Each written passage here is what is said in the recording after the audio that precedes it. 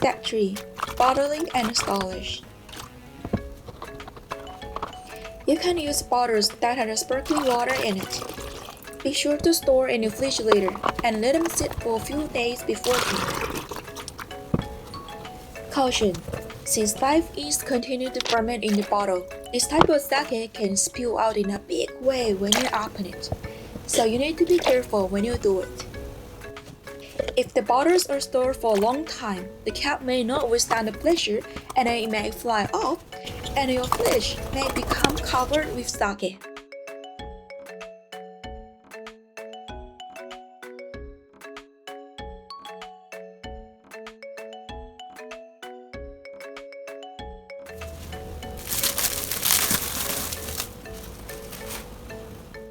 Since活性にごり is a cautionary product, it is not the type of sake that can be found anywhere, even in Japan. Not to mention, it is almost impossible to find in other countries.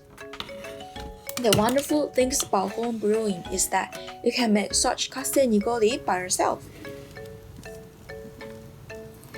But when you make it, be aware of the risks.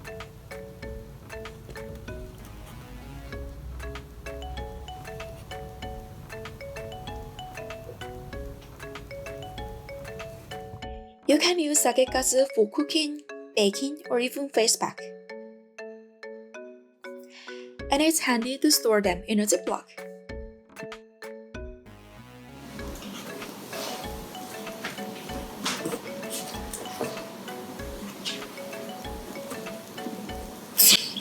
If she's rather quiet as in this video, slowly shake it up and down to mix with the residue, and then open it again. But if she's a tomboy, open it up a bit, close it up again when it starts bubbling up, and repeat patiently. And note that it won't become sparkling when the fermentation is very slow after substantially exceed the designated pressing rate.